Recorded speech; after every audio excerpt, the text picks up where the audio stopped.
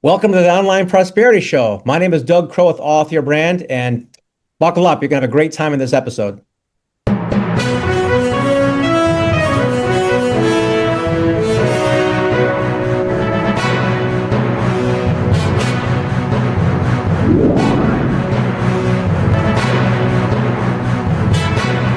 Ladies and gentlemen, welcome to yet another exciting episode of the Online Prosperity Show, where we dive deep into the real challenges our guests face, the frustrations, the ceilings, or the silence behind the success.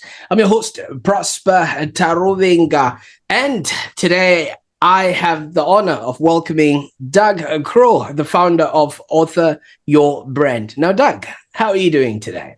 I'm doing great. Thank you so much for having me on today. I appreciate it. Absolutely. Well, the pleasure is all of mine. I mean, knowing who you are and where you've been, I can't wait to jump into this particular episode, Doug, because for those that are watching right now, Doug has actually walked through some of the darkest valleys and emerged with a blueprint for turning personal stories into powerful platforms. And he's got stories to boot, some of which are he has actually been interviewed by the FBI, the Secret Service, the FAA, and a host of other three-letter agencies all on the same day. And he's gonna probably hint to us what actually happened on that particular day. But for those that are watching, by the end of this, you're gonna see how Doug is not just a ghostwriter or an author expert. He actually brings the tsunami, and we're going to be hearing all about that. And he literally is somebody who's rewrote his own life. So expect revelations, tension, and a few how to survive that moment. And before we dig in, just make sure you subscribe to the Online Prosperity Show so that you don't miss out on any of these episodes. Now, Doug, I mean, I could go on and talk about things that I'm not even qualified to talk about. Before you started your business, Author Your Brand, who was Doug and what were you doing? I did a lot of things. My mom used to actually collect my business cards as a young man. She had a stack of all the different things I did in my life. I've only worked at a company for about a year and a half of my 65 years here on Earth, but I've always been an entrepreneur and a dreamer and a visionary, I guess. And, my biggest career move was, it came from, I went to school and studied radio, TV, and film, had a great time. And I figured, Hollywood didn't really care for that. But I got a job at a TV station, ABC in Cleveland. And a gentleman came in for an interview one day by the name of Robert Allen, who wrote No Money Down. So after his interview was over, I go up to him and say, hey, Mr. Allen, this real estate thing sounds really cool. How do I get involved with that? Oh, just come to my high price seminar, young man. He didn't say high price, but it was high price for me. It was like $5,000 for 2 days. And I looked him square in the eye and I said, hey, that's great. I make $3.10 an hour here at the TV station. And to Mr. Allen's credit, he said, you know what, young man, go to the library and check out my book. And I did. I read No Money Down and I studied it and I sat on it for a whole year and did nothing. And a book stared at me, the spine on my shelf, staring at me every day that I didn't do anything. And so one day I'm like, I got to go ahead and practice this. So I practiced it and canceled the deal, practiced it again, bought a piece of real estate. Fast forward about another 20 years or so, I'm a multimillionaire. I've got, dozens and dozens of properties and condos and apartment buildings, office buildings, airplane. I did quite well as a real estate investor and developer and radio show host until I didn't until 2008 when the whole thing crashed, and I'm sitting on not one, not two, not 10, but 19 foreclosures, bankruptcy, divorce, clinical depression. Quite frankly, it was a really, really dark time for me. And so during that depressive state, I was reading all the books that got me here, right? That got me to that rags to riches. I go back to Zig Ziglar. He'll tell me it's going to be okay. I'll go back to, Harvey McKay and Tom Hopkins and Brian Tracy, all these guys that I studied and loved on my way up. I go back to their books now that I'm depressed and broke and, so broke that I'm washing and saving paper towels. I rinsed them out and reused them. That's how bad it was. So I'm reading their books again, putting their CDs in, and I hate these guys. They're idiots. I don't believe them anymore. I'm angry. I'm pissed. Oh, geez, Doug, most millionaires have been broke 2.2 times in their life. I'm like, yeah, they don't understand my pain. So I'm putting CDs in my car, trying to get my mojo back, and I couldn't. I just didn't like anybody anymore. And Prosper, I put one CD in after 9 months of clinical depression, and this one CD played for, I don't know, 10 seconds, snapped out of it. 9 months of depression, gone. I'm like, whoa, I'm happy, positive, and ready to rock. Who is this guy? I got to find, this is amazing. 9 months with Brian Tracy and Tom Hoppus and Zig. Those guys couldn't get me up to speed, but this guy does. I go and eject the CD. I pull it out. It was me. I didn't recognize my own voice. It was a goal-setting CD I had created for my real estate students that I had accidentally popped in there, didn't recognize my voice, but it snapped me out of clinical depression.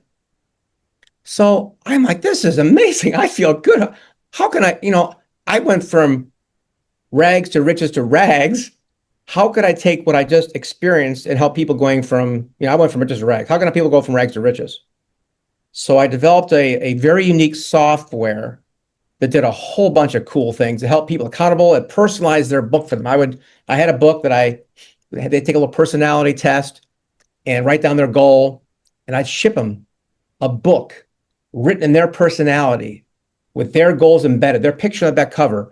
A text message comes in reminding them of their action steps they promised to take, a voicemail from the future. Hey, good job working back in 2025.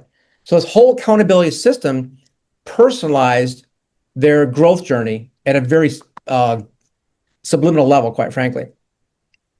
I took it to a bunch of people, Rotary, New York Life, they all loved it. I took it to a gentleman named Chet Holmes when he was still alive, very famous New York Times bestselling author. And Chet looks at this thing, he says, that's a cute idea, Doug. What do I want with a $100 product? Why don't you just write a full-size book and charge 50 grand? And I'm looking at that, $100 scale, small, 50,000. Okay, so I'll do this.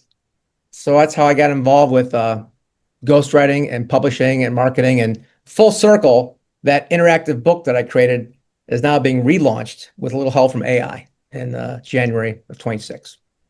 Absolutely. And thank you so much for obviously taking us through all of that.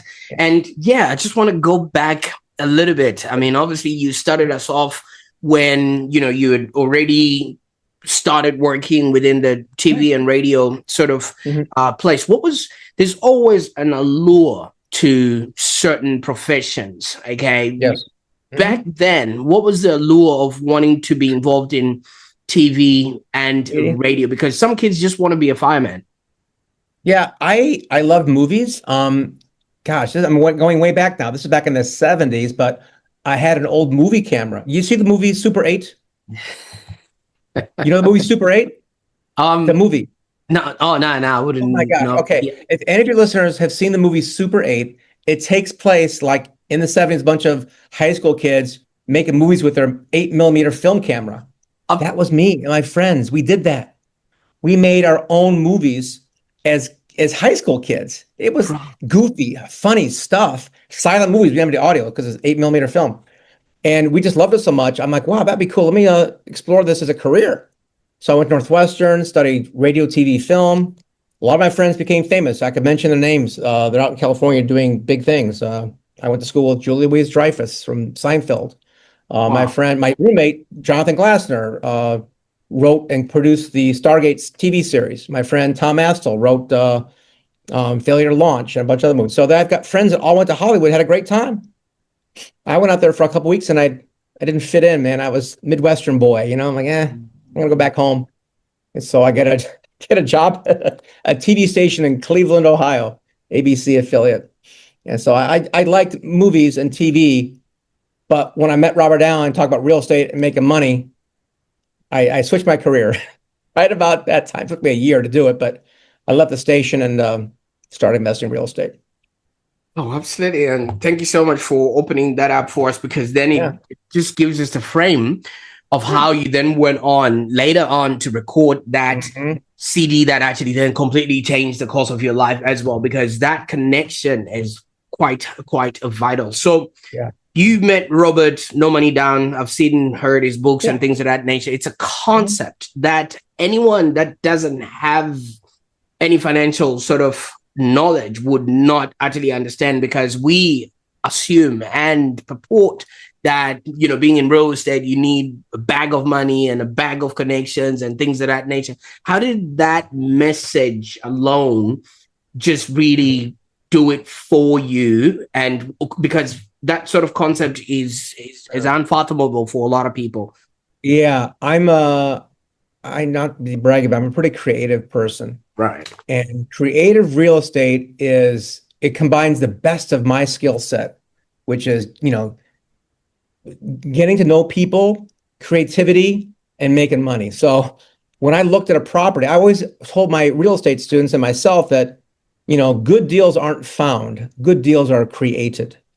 So I'll give you one example if you like stories, right? So my realtor calls me up one day, says, Doug, I got this property. It's kind of unusual, but I think they give you a good deal on it. Nobody's bidding on it yet. Oh, what is it? Oh, it's a convent. I said, you want me to buy a convent? He said, yeah, but you're creative. You can do something with it. I think it could be a 3-flat. This building had like 5 kitchens, and it was massive. It was a convent. But no one's bidding on it because no one can think like me. I'm like, I could turn this into a 3-flat for extended families. And there's a certain, you know, a lot of different cultures where the family stays together, and they, you know, grandpas and kids and nephews all stay together. So I made an offer to the Archdiocese. I'm like, well, I'd like to buy your convent, but I need to convert it to a multi-unit building. So I need, like, you know, 6 months. I'll lease it from you. I'll give you some money every month, and then I'll close in 6 months. And they said, well, you know, that's fine. We'll do it in 3 months, whatever it was. All right. So I get a contract to lease it for 3 months with an obligation to close. I didn't have any money, but I had control of the property that I pretty much took care of in about 10 days and rented it out and put washer and dryer in there that got filled up with coins every 3 days. And between the laundry and the rent that I was charging, and minus their little lease payment, it counted about 90% of my down payment that I needed 3 months later to buy the building. So the building itself created my down payment, most of it, to buy it. Wow. That's like the whole Michelangelo statue that he says, you can see the marble here, but I can see, I'm just taking out the rocks that great example. Don't make the statue. Because if I would look at a convent, I'm just thinking, maybe we'll see some nuns coming out of there. I wouldn't see some dollar signs walking out of there. I was speaking at a Robert Kiyosaki event, and I told that story, and I added a little joke to it. I'm like, yeah, I can imagine my listing after I bought this property. Hey, you know, looking for, you know, 40 nuns to rent this place to. I'm like, oh, it had to be changed. So yeah. Absolutely. But obviously that sort of creativity takes a lot of strategy, learning, and putting together. And, you know, you've probably already answered this question because you were listening to all these other people and getting all these voices and, you know, work like that. But my question now is, you endured 19 foreclosures, bankruptcy, depression, divorce, everything else that could fall on someone, plus 2008, and all that was within a short span. I did mention the worst part about it, Prosper. I apologize. I didn't mention the worst part. 19 foreclosures, bankruptcy, divorce. I did mention, I should probably mention now, but I had a gun on my desk for 9 months. I seriously thought about taking my own life for a good chunk of that time. So it was bad. Normally those thoughts, when you're sad or angry or depressed, that thought of suicide comes and goes quickly. Mine lingered and stuck around in my head. Totally messed me up. Sorry. I just want to make sure people understand it was serious. Yeah. Thank you so much for obviously opening up to that. But there's that voice, like you're saying, it was lingering. But there's also another voice that might have kept you wanting to go and stuff like that. Do you remember what that voice was saying to you? Yeah. You want to hear it? Okay. I was an atheist most of my life. And, I'm walking on the street looking at some really attractive trucks going about 60 miles an hour. And just walking around, just feeling like crap. And I look up and said, okay, all right, I give up.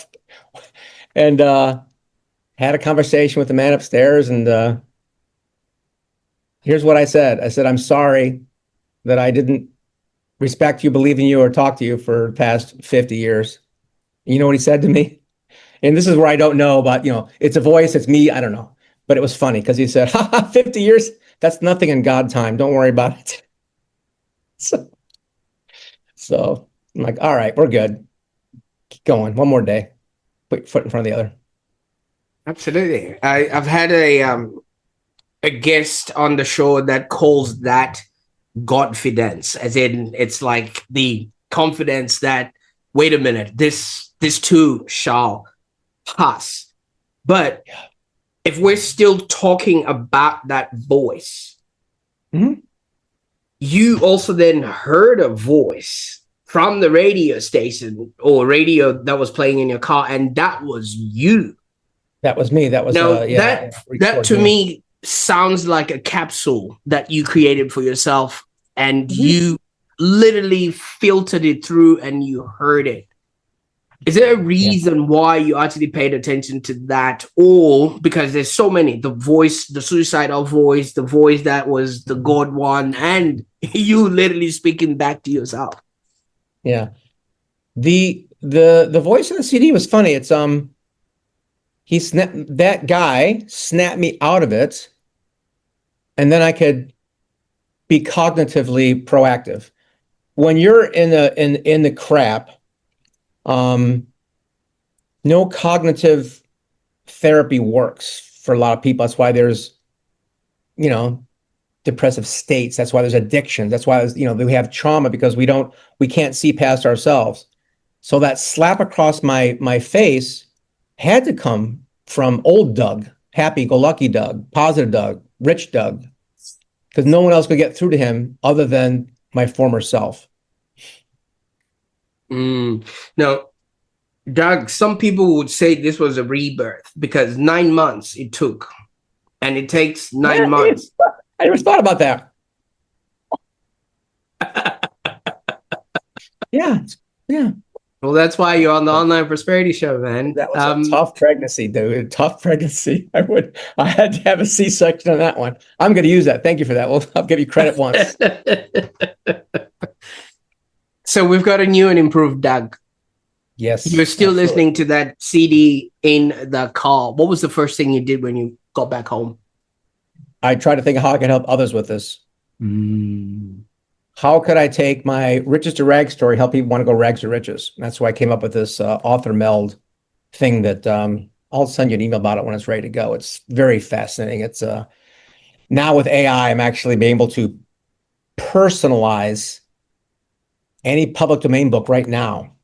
So, for example, I'm working on a client with about 20 people for Think and Grow Rich, where every single book will be customized to that individual person, written in their personality, goals, obstacles, lifestyle.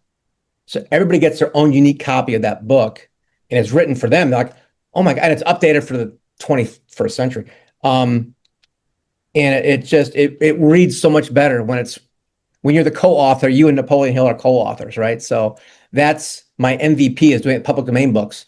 Next year, you're going to see almost any author will be able to personalize their book for individual people.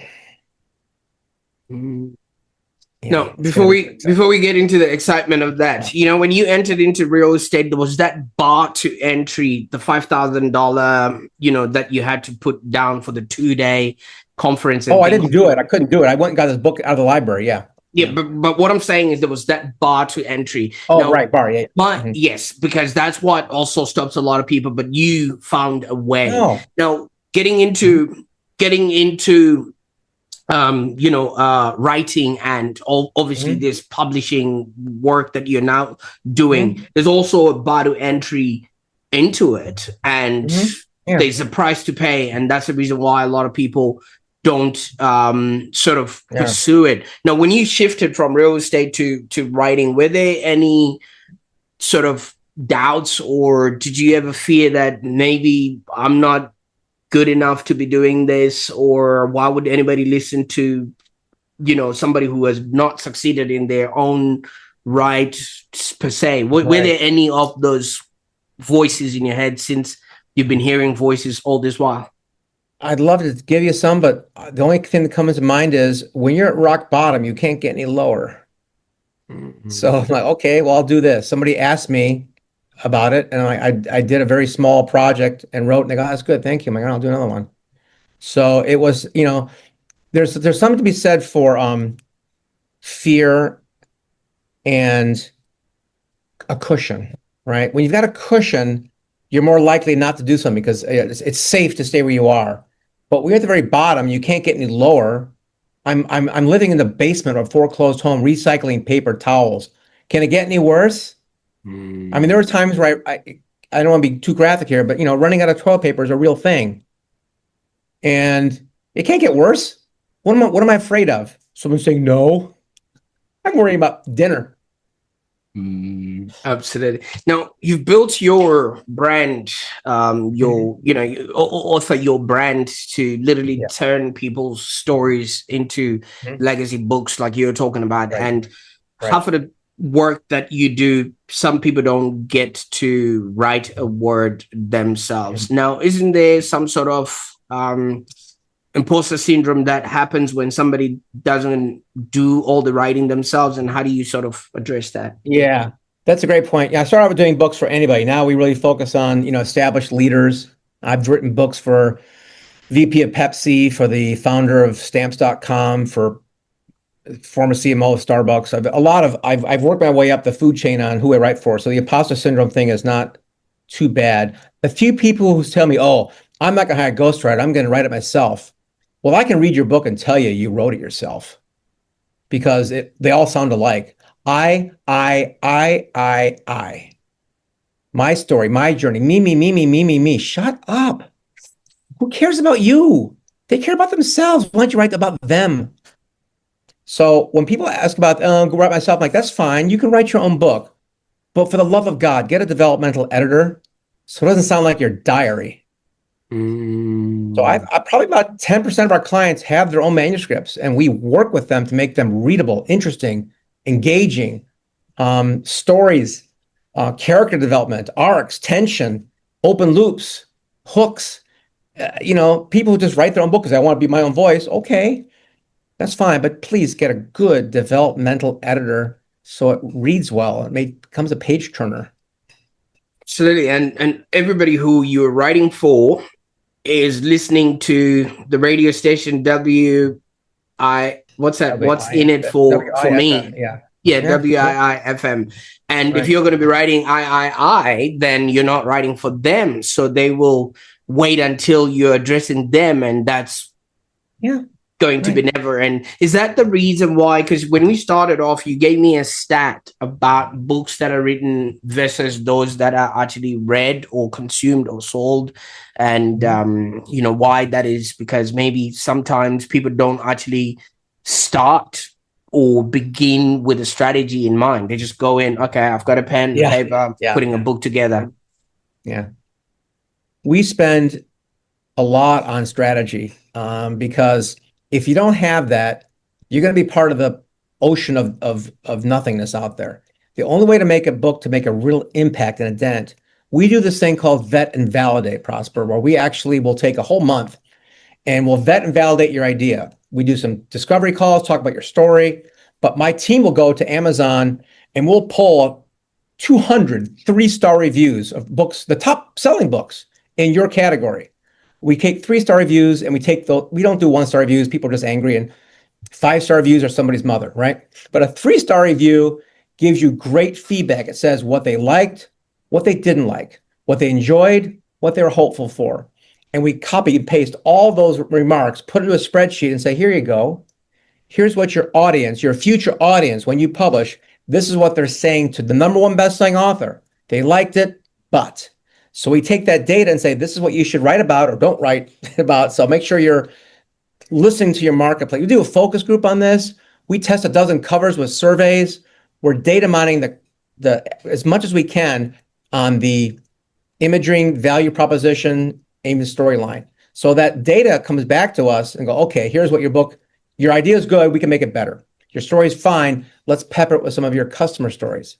We do a lot of things to massage that. And then we can do the journalism, ghostwriting, editing, production, and of course, putting our 10,000 readers in place way before the book is written. Now, obviously, so many people, and I speak to a lot of coaches and consultants, whenever they find a methodology or some leak of IP, they already want to put it in a book just in case somebody's going to grab it from them. And that's the way that they solidify their methodology. But from what you're saying, that literally is the wrong place to start off from. You need to start with your audience in mind. Start and finish there. And the word IP is going away as fast as we can imagine. People who, I don't know if there's people who sell courses, right? They're all going to be gone within a year or two. Why would you invest thousands of dollars into a course when you can just prompt AI to create your own course, customized to you? Yeah, IP is people are living in the past. It's like, yeah, come on. Even my software people, your moat around software used to be the IP. No, that's going to become democratized and individualized. Like people don't even see it coming. I see it. I'm like, yeah, I can write my own. I wrote my own software that does my analysis on my 3-star reviews. Do take 2 weeks? I can do it in 5 minutes now because I wrote my own software for it. I'm not a programmer, but ask it. And it took me 2 days, but it saves me a week of human work.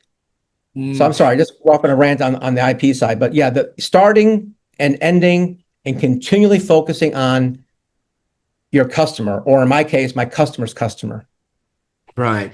And speaking of customers, you work with people that have millions of customers. I mean, you've worked with clients like Apple, you've worked with NASA. I don't know if you've been to space. Is that the reason why the not yet. FAA was interrogating you? And you've also worked with the NFL, and these are heavyweights in their industry. What is it that they pay you for? I'm asking for a friend here.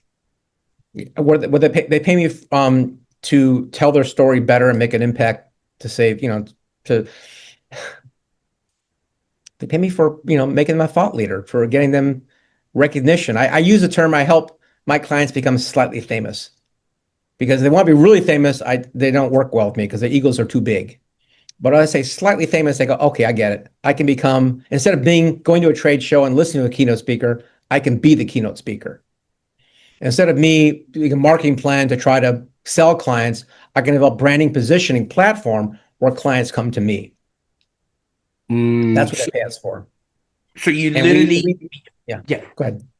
Yeah. So you're literally helping them just control a little stake of their little space without them, being the overly famous person, like you say, because those people, the Taylor Swifts, would then demand a lot of ego and things like that. But this goes beyond writing then. So my impetus for this was when I had my real estate training company. I was doing outbound. We had our call center, marketing, spending money in this stuff. And I'm like, you know what? And somebody came in to do radio ads. And I said, radio ads? I'm like, how about a show? And I'm like, what? Yeah, let's do our own show instead. And I told my team, I said, we've been spending all this money on outbound marketing. What if we just spent a little bit of that and made it, can you take our company outbound marketing and make it inbound? And so the radio show did that. It was that one little piece of quote unquote, fame or authority, where after 6 months, we had a waiting list of students because we created an authority platform, radio host for real estate in Chicago. I was on ABC Radio. I was the host of the Real Estate Coach. It's one of the first real estate shows out there, actually. And because of that notoriety, clients started coming to us. We had a waiting list for students coming into our academy. So it's authority and it's credibility and it's Connection, of course, most important thing. Oh, absolutely. No, is this when you actually realize that this method actually works, because you are now no longer having to beg for scraps, literally like what everybody else does Yeah. going out there. You had people coming to you. Yeah, yeah. I work on 90% referrals. That's where it comes from at this stage of my life. When you start off, you can still do that. Actually, when I started out, oh my gosh, Author Your Brand website has only been in existence for about 5 years, but my business has been in existence for 15 years. Doug, how'd you ghostwrite books for people without a website? I just had a good LinkedIn profile and I was focusing on them. So when I have a target audience, I would go to their profile, their content, and like it and comment on it and share it and give them a little love. And when I'd message them, they knew me. We'd call, hey, you want to do a book? Yeah, okay. So most people focus on me, content, content, content, social media posts, articles, blog. Well, I don't. I focus on their stuff. Hey, let me read your thing. Let me give you attention. And because of that, I develop relationships and then comes business. Absolutely, because people always love to be seen as being Yeah. helpful, and they'll always support a world that they also helped to build. Yeah. And most of them are just lying through their teeth. When they do those things, sorry, they are. They're doing those with the intent of getting something back. And it doesn't work that way. I give freely. I don't care whether you work with me or not. I have so many friends who aren't clients and will never be clients because that's not the intent. The intent is the relationships for the relationship's sake alone. From that, sometimes deals come in. I talked to an Olympic athlete 3 years ago. She's already doing compilation books, right? She talked to me, should I do a solo book? We talked for about 20 minutes. I'm like, Sherry, you've got a good thing going here and you could afford me. You could probably put in 50 grand and do this, but I don't think you need it. I think what you got going on now is good enough. She speaks at McDonald's. She's sharp, sharp gal. I'm going to be in her podcast in a couple of days. And I said, you know what? Just keep doing what you're doing. Let me send you a PDF on ways to help you make that process with your compilation book a little bit easier. Oh, thanks. 2 years later, I hadn't heard from her in a couple of years, right? 2 years later, hey, Doug, Sherry told me I should do a book with you. It's a multimillionaire guy in the East Coast, I'm like, yeah, yeah. All right. What do you want to talk about? Relationship equity. I'm like, oh my God, I love this title. So let's go about relationships. And so Richard became a client, becomes a referral that I got 2 years after giving selflessly without expecting anything in return to somebody else. So what goes around comes around, but you can't wait for it or expect it. Just give and don't worry about it. And that's when people recognize you're not needy. You don't, you still care, but I'm not a transactional person. I'm a giver. Now, Doug, do you know how many people watched the start of this video and have already gone on to do other things and have probably watched 600 other videos while we're still at it? Do you understand what they call instant gratification? People just want something immediately. Now, please explain to me. The hardest thing of working with you means people just have to let go of that. From what you're saying, like, do clients struggle with having to wait all that while? Like, you're giving an example of something that materialized in 2 years. Yeah. We get a book done in 9 to 12 months, but it comes along. There's things happening along the way, so they don't get too bored. We're connecting with national brands. We're connecting with associations. I'm repurposing some of their content, not all of it, because some we got to massage and whatnot. But most of my clients understand the long game. Yeah, it's going to take a year to produce I can do a fast, crappy book in a week if you want, but just use AI and somebody from the Upwork can do that. You don't need me. If you want a really serious book that your peers will respect, then you got to use storytelling and human emotion and experiences that you've experienced. And I've got to I talk to your ICP on your behalf and put them in your book so that when your book comes out, oh my gosh, they know you already. I'm developing an attraction marketing, and yeah, it takes time, but it's ongoing. And yeah, instant gratification, it's fine. My clients don't, they wait a certain period of time, but if it goes over schedule, 100% of the time, it's not my fault. It's theirs because they're like thinking about things, they get distracted, right? It's never us. We've got a team that cranks these things out according to our process, which is well defined. Absolutely. Well, my question was really, Okay. these people that can wait that long. Yeah. You know, the average book from a traditional publisher goes through like 6 months of editing alone. Mm. Um, we do front to back research, ghostwriting, editing, production, and a launch in 9 to 12 months. I've done it faster. I've done my record is 44 days, right? We can do it really fast. You pay a little extra for that. One guy took 3.5 years to finish his book. I didn't go anywhere. I'm still around, but I'm like, come on, dude. A well-positioned book, a well-thought-out book, a well-written book, a well-researched book, one that has a launch team. You're not going to get that fast, so don't ask. Let's not be serious. Absolutely. Now, I was just asking for Sally, who's just rolling her eyes right now, thinking, "Oh my God, like when is this going to end?" You know. So, Well, it ends in a really good way because I'm going to put Sally in front of Procter and Gamble or National Association of whatever, and you're going to walk in there a rock star and a keynote. And if you're smart, you'll work on a workshop and some other things. And most of my people who are doing that, you're getting, high 5, 6 figure contracts from these companies for consulting and stuff. So and that's just from one. So absolutely. It that you person that couldn't wait and just put it on Amazon, and now you're getting $1 a week, just from your cousin who just bought a copy of him. exactly. Yeah, that's very true. Yeah. So, Doug, somebody might be watching this and listening and maybe feeling, yes, of course, I might have had a story inside of me, but well, like you were saying, if I write it myself, nobody cares, or it's too late, or, this might not be relevant, or things of that nature. What do you say to that, and how do you actually help people see the value of their whole journey? I don't know what it is about me. Again, I don't like talking about too much, but I do have a skill to pull value out of people who don't think they have it. I'll give you a quick story on it. So I'm doing a live presentation at a Vistage meeting with about 16 CEOs. And I select one person from the audience and I interview him. While I'm interviewing him, my team is listening in on Zoom, drafting covers, table of contents, and introduction to his book, a website, everything. It's a magical experience. They don't know what's going on, the audience. But as I'm talking to this guy, all of a sudden the screen pops up. Here's the book cover. I'm like, why would that come from my team, right? They do these things, right? And the guy I'm interviewing at this Vistage meeting was a fractional CFO, numbers guy. Like, okay, what do you want to talk about? Spreadsheets?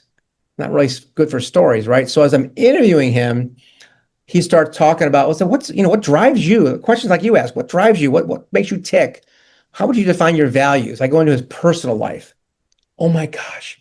He opened up on something he did with his kids. I'm not going to go into it here, but half the room started crying.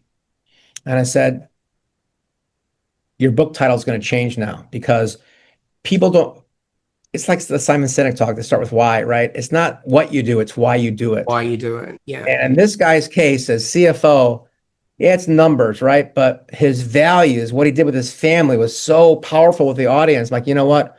You can't separate the man from the mission. So don't try.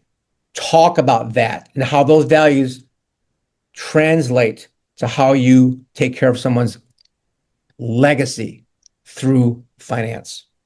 And I can draw that thread clearly and cleanly in a story-based format in his book, talk about himself, his values, and what he does. And it all weaves together beautifully to where someone reads that guy's book someday, they're not going to want to hire anybody other than him. So I'm able to pull out threads from people, and it could be a really small one, but even a small thread can blow up into a fantastic book. One event can create an entire brand. That's amazing. And for you, even though you've had a track record in all these real estate and whatever you experienced, but it was that one particular CD of your voice in the future or in the past that actually made the difference for you after 9 months of struggling. Now you're helping people create or embed feature voicemails into their own process and progress, and there's a lot of interactivity in what you're doing, and I feel like you've actually turned that into your hero's journey. So it's gonna be a pretty big platform when it's launched. I mean, the MVP is right now, but it's gonna be a very exciting one. I'm gonna be able to personalize any author's book come next quarter. Absolutely. Now, anyone can start, helping people ghostwriting as long as they can piece together a couple of words. And I'm just saying this, with utmost love and respect. But why would somebody want to come to somebody who's had foreclosures, had loss, had grief, and had gone through what they went through to then trust them with a tool that is going to be helping them up in the future? I'll use a story to answer that question. So when I had my real estate training academy, I got approached by foreclosure.com to create curriculum for them. Me, Carlton Sheets, Tom Vu, all the big real estate guys from the last decade were all invited to create the curriculum for foreclosure.com, a big company. They must have looked at 20, 30 real estate gurus. Every single one of them came back with criminal records except 2 people, me and somebody else. That's great. However, because I didn't have any big trauma, I was not that relatable. People would come to my school, oh yeah, of course you can do it. You're a millionaire. You always think, well, yeah, but did you come from a bad background? Were you grew up poor? No, my dad was a dentist. Did you ever homeless? No.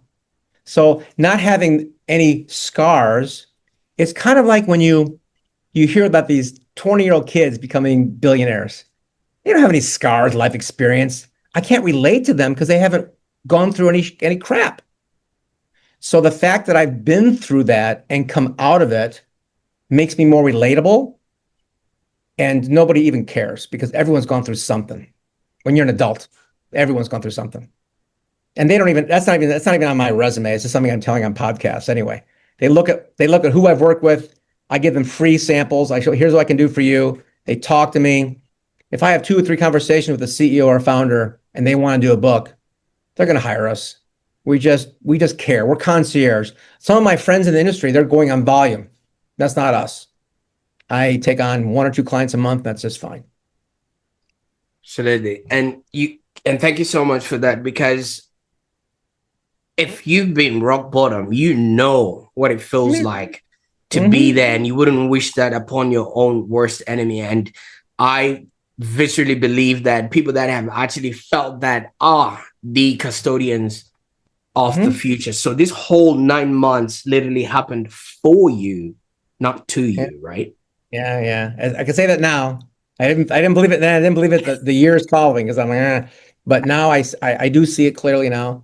And the last point about that I got to bring up is when people are in their low part of their life, some people in my industry would convince them to invest with them. This is the best thing, and do payments, whatnot. I would never do that. I've had a couple of people say, it's kind of, it would make things tight right now, Doug, if I do this with you. I'm like, well, then don't do it. I don't want you to be stressed. That's not going to work for you or me. So don't do it now. Do it later. Or maybe work on some monetization. A couple of my clients have said, the book take 9 months. We could create your productize something for you and roll it out in 2 months. Maybe that product will create some revenue to afford to do a book. So creativity again, I'll find a way to make it work if they want to. But, when you're in a growth mode, you're coming out of a deep well of stuff. You shouldn't spend a lot of money on marketing, and you could just talk to people ask. Absolutely. And speaking of talking to people that if somebody really wants to have a chat with you and figure out if you can help them tell their story better, or they're considering becoming an author, without all the stress and hustle that comes along with it. Where can they go on the internet, and maybe how can they get a hold of you? And go a lot of places. They can go to dougcrowe.com, authorbrand.com. I got a lot of places I'm available out there. I'm also very approachable. They can just email me at doug@dougcrowe.com and just put prosper, put your name in the subject line, and I'll know it's from them. But doug@dougcrowe.com with an E, it works fine. At dougcrowe.com, I've got a free book about creating revenue, hidden revenue from your own business, whatever it is. And that's a pretty good book you can get for free by downloading that, and we'll be connected there. But yeah, just email me, hit me up on LinkedIn's really good. I respond to LinkedIn every couple of days. So absolutely. And for those that are watching or listening, if you've actually had a story inside of you that you never told, maybe you can write it in the comments there. What is it and what's stopping you from publishing it? Maybe Doug can pick you up and have a chat with you regarding, the next steps. And I'll also put the links so that people can actually start getting in touch with you. Now, I know you've been hinting a lot about what's coming and what you're working on and things of that nature, but now you've brought us into your world. What are we going to be celebrating in the coming years? Or I did one TEDx talk called "The Power of Humanity in the Shadow of AI." You can look it up, and you'll get the FBI, FAA's, Secret Service story out of me. And my second one, it's not published yet because I haven't done it, but I'm going to go somewhere. It's about mass personalization. We've been through the era of the industrial age, information age, internet age. We're entering the AI age. And the idea that, this Coke Zero, they made, 100 million of them. In the very future, there'll be one made just for me. There's already precision medicine where they'll take your DNA and custom blend a drug just for you. Mass personalization is going to happen in a lot of industries. I happen to have, I think, a really nice ecosystem in the literary industry, where basically business books right now will be personalized for the reader. Can you imagine you walking into a business book that literally speaks to you about your journey, your problems, your pains, and everything else that comes along with in your own voice, because it's written in your own personality. And you mentioned it's print, digital, and don't forget audio. So with the person's permission, we clone their voice and give them their own audiobook in their voice. Like, imagine reading Think and Grow Rich, written by you and Napoleon Hill with your goals in there, and the audio is your own voice. Wow. Done for you. You don't have to record it. You know what I love about that is so many of us look at other people and they'll be like, oh, that would never be me, or that could never happen to me, depending on the spectrum of what is actually happening. But if it is your own voice just saying, hey, you stop that. For me, it's not me out. We'll see. I've tested it with the New York Life and Rotary, and everyone loved it. So yeah. Absolutely. Now, Doug, I can't thank you enough for the time and space that you've given us today. I mean, your life story and your experience have got so much value, and I really thank you for being so open, so raw, and above all, being revolutionary. I mean, anybody in your position would have been in fetal position, going, woe is me, all these 19 foreclosures. I did that too, just not for too long. But you've actually showed us that cracks, we feel, are often the very places where our unique power emerges. And what you've just done is that Japanese thing, what do they call it? Kintsugi, where things that were broken have actually been mended with gold and made it much more valuable. So I can't thank you enough for the journey that you took, and also sharing your story on the Online Prosperity Show today. Thank you. Absolutely. For those that are watching and listening, if this story resonated with you or anything that Doug shared, chances are you also have got a story to tell. So not only can you bring it to the Online Prosperity Show, but you can actually reach out to Doug and see if you can put it in book format and reach to your audience. And I just can't wait to see what you're going to do with this information, and I can't wait to read your stories after you've actually told them a whole lot better. Until next time, stay hungry for growth, build on your own voice, and stay relentless in your own transformation. Bye for now.